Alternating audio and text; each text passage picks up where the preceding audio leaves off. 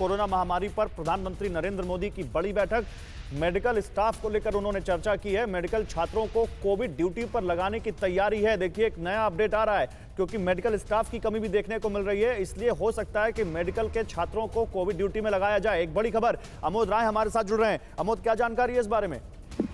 देखिए, प्रधानमंत्री के साथ जो आज बातचीत हुई, अधिकारियों की जो चर्चा हुई, उसमें एक मशवरा ये भी आया कि अगर शॉर्टकमिंग्स है कहीं मेडिकल स्टाफ की, नर्सिंग स्टाफ की, तो जो final year pass out students हैं, जो बच्चे अभी पास होकर निकले हैं, उनको भी कोविड की ड्यूटी पर तैनाती की जा सकती है और उनको उनके साथ साथ जो फाइनल ईयर में अपियरिंग स्टूडेंट है उनको भी जरूरत पड़े तो इसमें शामिल किया जा सकता है और उनको इंसेंटिवाइज किया जाएगा।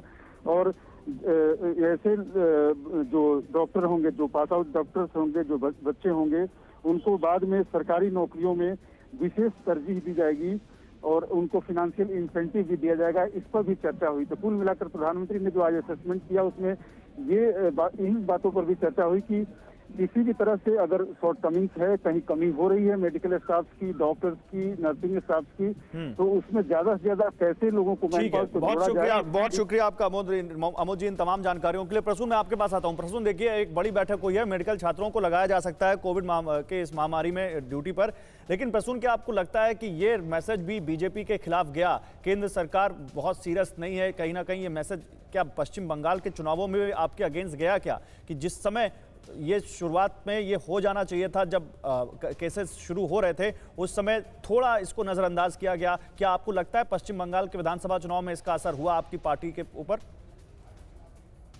देखिए, मैं ऐसा मानता हूं कि 27 दिसंबर से लेकर के 11 मार्च तक जो केसेस की संख्या थी वो 11,000 से 20,000 के करीब थी और उस पर हमने वैक्सीनेशन पे पूरा जोर दिया और वैक्सीनेशन की प्रक्रिया को आगे बढ़ाया और उस ढंग से हम लोग ये सोच रहे थे। लेकिन इस हद तक कोरोना का ये विस्फोट होगा कि वो रॉकेट की तरह इस स्टीप तरीके से पूरी तरह फैलेगा। में ये मुद्दा उठा था प्रसून जी, ममता बनर्जी, राहुल गांधी लगातार वैक्सीन के मुद्दे पर आप पे सवाल उठा रहे थे कि देश में वैक्सीन नहीं है, आप बाहर क्यों भेज रहे हैं? लगातार कोरोना को लेकर कह रहे थे कि एक फेज में इलेक्शन क्यों नहीं करवा रहा इलेक्शन कमीशन, वो भी आरोप आपके ऊपर लगा रहे थे।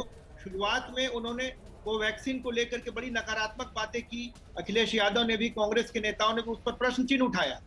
अड़ी सोमवार से शुक्रवार शाम 6 बजे सिर्फ TV9 भारतवर्ष पर।